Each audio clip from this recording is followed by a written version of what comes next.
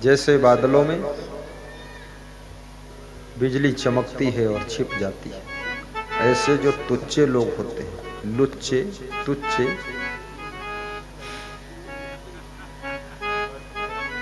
उनकी दोस्ती बहुत समय तक टिकती नहीं है, उनका प्रेम बहुत समय तक रुक नहीं सकता है। बहुत जल्दी उनके प्रेम का काम तमाम होने वाला है, क्योंकि वह तुच्चाई का काम कोई ना कोई करेंगे ही, और जब तुच्चाई करेंगे प्रेम टूट जाएगा। प्रेम तो फूल से भी कोमल है, याद रखना। फूल को ज्यादा दबा दो तो कुमला जाता है, रगड़ जाता है, पंखुड़ी टूट के गिर जाती है। ये प्रेम अपने आप नहीं टूटता है, प्रेम में जब बहुत गलतियां शुरू होती हैं तब प्रेम टूटता है। इसलिए याद रखना, अगर सासू बहू का प्रेम है तो बहू को भी सावधान रहना चाहिए। जब पहली बार बहू ससुराल में आती है तो सासू को बहुत खुशी होती है, क्योंकि सासू का परिचय बहू से ठीक से हुआ नहीं। सासू अभी बहू को पूरा समझी नहीं है, इसलिए प्रेम है। धीरे धीरे समझती है और बहू धीरे धीरे अपने सब अध्याय खोलती है।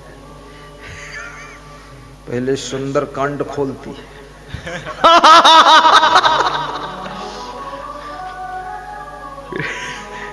फिर धीरे धीरे फिर बाल कांड खोलती है। बाल कांड समझते हैं, ये खोपड़ी बाल वाला कांड। और फिर उत्तर कांड खोलती है, सासू को फटाफट उत्तर देती है, रिप्लाई करती है, तब सासू के होश उड़ जाते हैं। अरे उसके बाद अंत में लंका कांड खोल देती है। बस सासू बेहोश, फिर धीरे धीरे प्रेम टूट जाता है, प्रेम कम हो जाता है। मनुष्य का स्वभाव बदलता भी रहता है, चरित्र बदलता रहता है, विचार परिवर्तन होते रहते हैं, मन परिवर्तन होता है, शरीर भी परिवर्तन होता है, वाणी भी परिवर्तन होती है। और मनुष्य के अंदर एक और खासियत है कि इसमें सहनशीलता की बहुत कमी है। रोज पत्नी अच्छा भोजन बनाती है, परिवार के सब लोग खाते, कोई कुछ नहीं बोलता, सब खाकर हाथ धोकर चुपचाप निकल जाते हैं। लेकिन एक दिन भोजन बिगड़ जाता है तो सभी बोलते।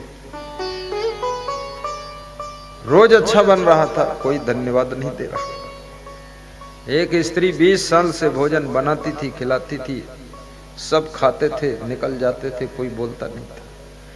तो उसने सोचा कि इनको समझ में नहीं आता भोजन कैसा है, इतनी मेहनत से बनाती हूँ, इतना अच्छा बनाती हूँ, कम से कम एक बार कहें तो भोजन अच्छा बना है।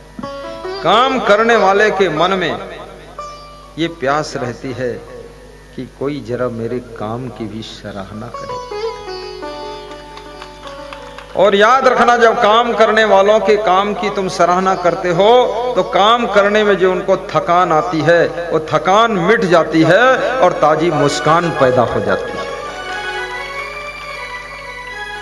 इसलिए काम करने वालों से काम लेने के लिए थोड़ा थोड़ा धन्यवाद भी देना चाहिए। और भारत की धरती पर धन्यवाद और आशीर्वाद, ये दोनों की परंपरा रही है।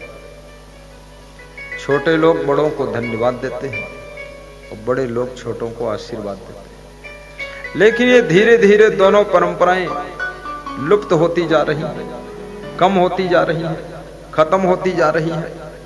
कोई बिरले बेटा होगा जो अपने माँ बाप को कभी धन्यवाद दिया हो कि पिताजी आप धन्य हो।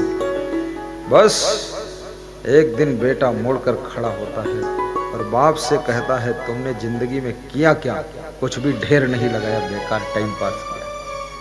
तो बाप बेहोश हो जाता है कि हड्डी तो बुरादा हो गई काम करते करते, और धन्यवाद तो मिला नहीं, उल्टे वाद विवाद शुरू हुए।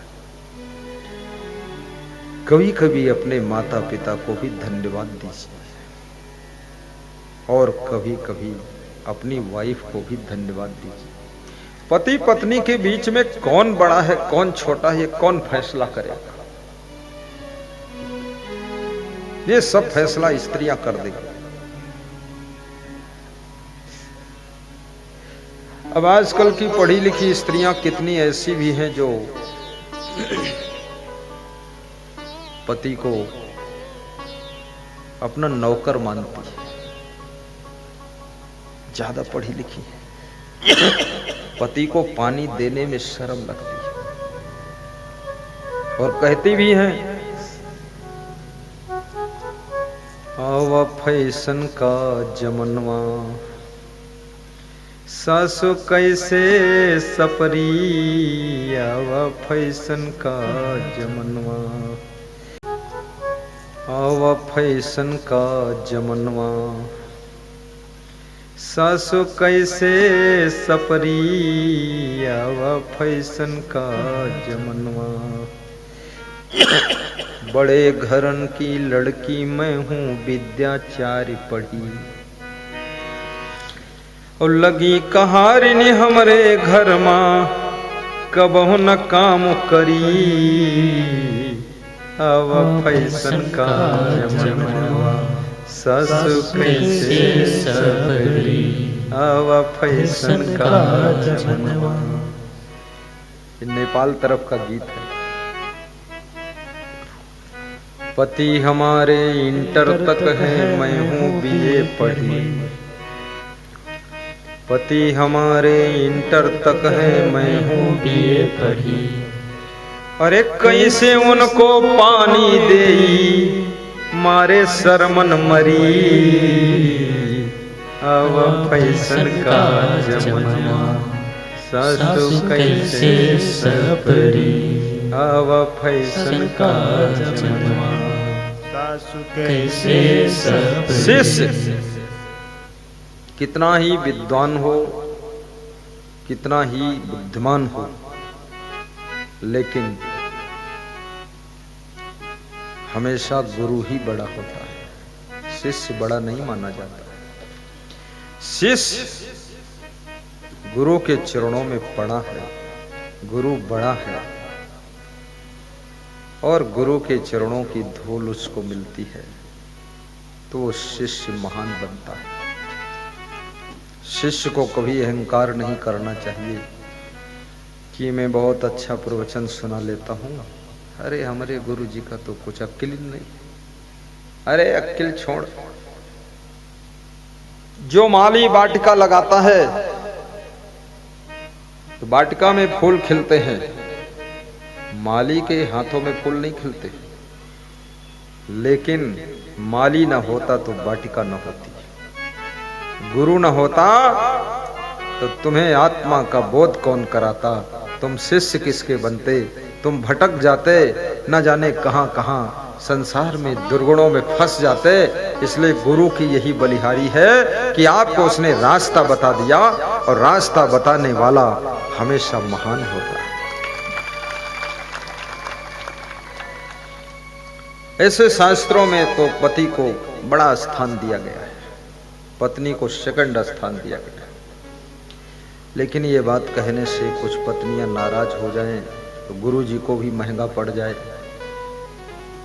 पर याद रखना, जो अपने आप को छोटा मान लेता है, जो दूसरों को बड़ा मान लेता है, वो बड़ी से बड़ी जिम्मेदारियों को संभालने में सक्षम हो जाता है। पार्वती जी हमेशा शिव जी को भगवान कह करके पुकारती थी, बड़ी सभ्यता से बोलती थी, और पार्वती जी बहुत प्रश्न भी पूछती थी। पार्वती जी ने पूछा, तीर्थों में नहाने का वक्त ना हो और तीर्थों का फल पाने का मन हो तो क्या उपाय शिव जी बताओ। शरीर बूढ़ा हो गया, तीर्थ में जाने का योग नहीं है और तीर्थ स्नान का फल पाना चाहते हैं तो क्या करना चाहिए, शॉर्टकट कोई रास्ता है? शिव जी भी बहुत विद्वान थे तो उन्होंने बताया है, गुरु भावा परम तीर्थम। शिव जी के शब्द हैं ये, गुरु भावा परम तीर्थम। हे पार्वती जी, गुरु के प्रति जो भक्ति भाव है वो सबसे श्रेष्ठ तीर्थ है। अगर आपके अंदर भक्ति है और घर में भी बैठकर ध्यान कर लेते हो तो सब तीर्थों का फल घर बैठे मिल जाता है। सर्व तीर्थमयम देवी श्री गुरोस चरणाम्बुजम। समस्त तीर्थों का फल गुरु के चरणों में मिलता, लेकिन कौन चरण? अंबुजम। अंबुजम माने क्या होता है बताओ नगर पालिका अध्यक्ष? अंबुजम, अंबुजम माने होता है जिनके चरण कमल जैसे।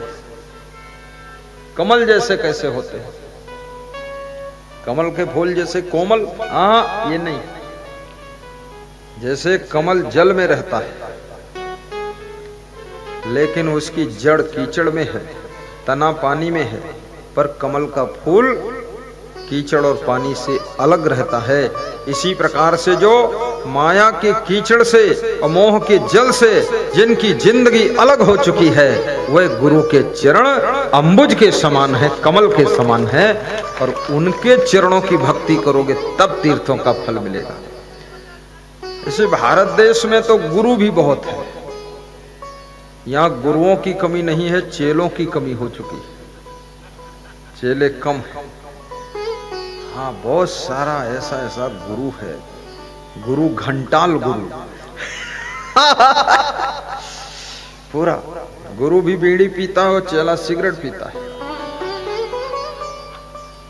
ऐसा ऐसा गुरु है। गुरु पान खाता है और चेला भांग खाता है। ऐसे ऐसे पंथ इस कलयुग में निकल पड़े हैं भारत देश के अंदर, जिनमें कहते हैं मांस, मछली, अंडा, मुर्गा, दारू सब सेवन कर सकते हो, आपको भवसागर से तो मेरा मंत्र पार कर देगा। इतना सस्ता। लेकिन मैं उनसे ये पूछना चाहता हूं, शास्त्रों का अध्ययन करो, घंटाल गुरु मत बनो, फालतू भोले भाले लोगों को गुमराह मत करो। क्यों ऐसा वो कहते हैं? क्योंकि उनका जीवन भी सब गिरा गुजरा है। तो वे सोचते हैं अगर कोई नियम बताऊंगा और नियम मैं भी पालन नहीं कर रहा हूं तो लोग मेरे पर उंगली उठाएंगे। इसलिए सारी जमात खंडहर तैयार करो। तो जैसे हम ताना नाना हम भाई, ताना नाना तुम, और नाच गए हम भाई, सत्यानाश जाओ तुम। बस यही हो गए भक्ति। भक्ति के नियम पालन करना पड़ेगा, समझना पड़ेगा, शाकाहारी बनना पड़ेगा, नशा व्यसन से मुक्त होना पड़ेगा। जिन लोगों में बीड़ी पीने की लत है, जब वो मंदिर में ध्यान करते और बीड़ी पीने का टाइम आ गया तो ध्यान में भगवान हट जाते हैं, बीड़ी आ जाती है। मैं सत्संग में देखता हूं, अभी तो बहुत परिवर्तन हुआ है, जब बीड़ी पीने की उमंग आती है तो लोग सत्संग से निकलकर बाहर चले जाते हैं। सत्संग से ध्यान हट गया। 1.5 इंच की बीड़ी और 6 फुट का आदमी। 1.5 इंच की बीड़ी की लत, आदत 5-6 फुट के आदमी को सत्संग से उठा लेती है। और आदत कहती है उठ, आड़ में चल और मुझे पी और फिर आकर बैठ। आदमी चला जाता है। एक संत हुए हैं, उनका नाम पथिक जी था। उत्तर प्रदेश में उनका प्रचार है, इधर कम है। तो उन्होंने एक भजन लिखा है बहुत अच्छा। उनसे किसी ने पूछा जीवन में दुख क्यों है, तो उन्होंने बड़ा अच्छा उत्तर दिया। जीवन में जितने दुख दिखते। देखना बड़ा स्पष्ट है ये। जीवन में जितने दुख दिखते वे निज दोषों के कारण ही। जब पति दुखी होता है तो पत्नी को दोष देता है कि इसके कारण नरक में पड़ गया। जब पत्नी दुखी होती है तब पति को दोष देती है, अरे इस निखट्टू पति कारण नरक में पड़ गई। सासू दुखी होती है तो बहू को दोष देती है, बहू दुखी होती है तो अपने सास ससुर। हमेशा आदमी दूसरों को दोष देता है, लेकिन गहराई से देखो तो मूल में आपका कोई दोष है जो तुमको दुख दे रहा है। तुमने इतना क्यों मोह किया, क्यों लोभ किया, इतना काम वासना में क्यों फंसे, इतना क्रोध क्यों किया? उसी का रिजल्ट तो पतन है ना। जीवन में जितने दुख दिखते वे निज दोषों के कारण ही। पर जिसको इतना ज्ञान न हो, पर जिसको इतना ज्ञान न हो, वह दोष मिटाना क्या जाने। पर जिसको इतना ज्ञान न हो, वह दोष मिटाना क्या जाने। जिसको इतना भी ज्ञान नहीं है। लक्ष्मण ने निषाद राज से कहा था, निषाद राज के मन में विषाद हो गया, दुख हो गया। जब राम को देखा सिंसवा वृक्ष के नीचे विश्राम कर रहे हैं धरती पर, निषाद राज दुखी हो गया। निषाद राज ने कहा, प्रभु आप मेरे नगर में चलो, मेरे राजमहल में सोइए, आप यहां क्यों सो रहे हो? तो राम ने कहा कि निषाद, ग्राम वास नहीं उचित मोही, सुनि मन भयो विषादे। मुझे ग्राम में निवास करना उचित नहीं, क्योंकि पिताजी ने वनवास दिया। पिताजी ने मुझको गांव में, नगर में, शहर में रहने के लिए आज्ञा नहीं दी। जिनके वचन को पालन करने के लिए मैं निकला हूं 14 वर्ष के लिए, तो मैं यहीं रहूंगा पेड़ के नीचे। सिंसपा नाम के वृक्ष के नीचे राम विश्राम कर रहे। और निषाद राज कहते हैं, महाराजा दशरथ बहुत कठोर है, जिन्होंने ऐसे कोमल राम को वन भेजा, इतना दुख दिया इन बच्चों को। तो लक्ष्मण ने कहा कि मेरे पिताजी को कुछ भी मत कहना। काहु न को सुख दुख करता, कोई किसी को सुख दुख नहीं देता है निषाद राज। मेरे पिताजी ने मुझको दुख नहीं दिया। निजे कृत कर्म भोग सब भ्राता, कहु न को सुख दुख करता। कोई किसी को सुख दुख नहीं देता है निषाद, ये सब अपने किए हुए कर्म का फल है। जो बच्चे बचपन में पढ़ते नहीं हैं, मोबाइल में कुछ तमाशा देखते रहते हैं, फैशन में फंसे रहते हैं, इधर उधर घूमते रहते हैं, जब जवानी आती है, शादी होती है, परिवार बढ़ता है, खर्चे की जरूरत पड़ती है, तब मन में सोचते हैं, अरे ये तो जिंदगी जिल्लत में फंस गई। लेकिन गलती कौन किया? आपकी बचपन की गलती आपको जवानी में भुगतना पड़ेगा, और आपकी जवानी की भूल बुढ़ापे में भुगतना पड़ेगा, और बुढ़ापे की गलती मरने से पहले भुगत लेना पड़ेगा। इसलिए पढ़ाई करो। मैं छोटा था तो मैं सोचता था, ये लोग इंजीनियर कैसे बन गए, मास्टर कैसे बने, डॉक्टर कैसे बने? तो मेरे मन में उत्तर आया कि इन्होंने मन लगाकर पढ़ाई किया, तो मैंने भी मन लगाकर शुरू किया। फिर पोस्ट ग्रेजुएट किया अर्थशास्त्र से। मैं अर्थशास्त्र पढ़ा, लेकिन अब धर्मशास्त्र की व्याख्या कर रहा। अर्थशास्त्र से पढ़ा हुआ व्यक्ति धर्मशास्त्र में रुचि ले ले। अर्थशास्त्र का मतलब होता धन शास्त्र। धन शास्त्र पढ़ा और धर्म शास्त्र में साधु बन गया। पहले से अगर होता कि साधु बनूंगा तो फिर साधु वाला कोई शास्त्र पढ़ता, लेकिन पहले से ये निर्णय नहीं हुआ था। तो हमने कहा चाहे जो शास्त्र हो पढ़ लो, उसके बाद तो पढ़ेंगे जाकर धर्म शास्त्र। लेकिन वो अर्थशास्त्र भी काम कर रहा है।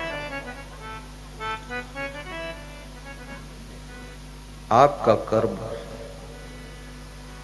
आपका भाग्य बनता है, आपकी वाणी आपका भाग्य बनती है, आपका स्वभाव आपका भाग्य बनता है, आपका चरित्र आपका भाग्य बनता है। जैसे अभी देख रहे हैं आप कि श्रद्धा का मर्डर हो गया। कोई श्रद्धा थी, उसका मर्डर हुआ, और कोई थी एक अभी जिसके 35 टुकड़े हुए, उसका नाम भूल गया है। वही श्रद्धा है। चलो, श्रद्धा के 35 टुकड़े हुए। अब लोग सोचते हैं इसमें श्रद्धा की भी गलती है। अनावश्यक किसी के रूप सौंदर्य में मोहित होकर अपना घर छोड़कर उसके साथ भाग जाना, लव मैरिज करना और खेत में मैरिज कर लेना, पेड़ के ऊपर चढ़ के मैरिज कर लेना तो 35 टुकड़े होंगे, 75 भी हो सकते हैं। भाई गलती तो अपनी भी है, दोष है ना, क्यों उधर गई? फिर ये श्रद्धा के 35 टुकड़े सुनने के बाद भी क्या बाकी जो श्रद्धा बची है वो संभल जाएंगी? बिल्कुल नहीं संभलेंगी। वो सब वही बात। एक कुत्ता सड़क पर ट्रक के नीचे कुचल कर मर गया, तो बाकी कुत्ते क्या सीख लेते हैं कि उधर नहीं जाना? वो सब फिर उसी में घुसते। विवेक करो, कोई बाल बांका नहीं कर सकता है। शरीर के 35 टुकड़े तो अलग हैं, तुम्हारे एक बाल के टुकड़े कोई नहीं कर सकता है। अगर आपने अपने चरित्र को अच्छा संभाल लिया है, संयम नियम के पथ को अपना लिया है, कोई छू नहीं सकता आपको। जय जय जय। इसलिए बेटियों से मैं निवेदन करूंगा, तुम इस मॉडल की श्रद्धा मत बनना। तुम तो ऐसी श्रद्धा भक्ति बनो। शिवरी पंपा सरोवर के किनारे कुटिया बनाकर रहती थी, कोई छू नहीं सका था उसको।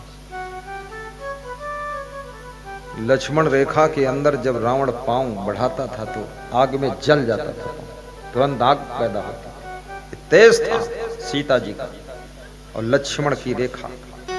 हाथ बढ़ाता तो हाथ जल जाता था।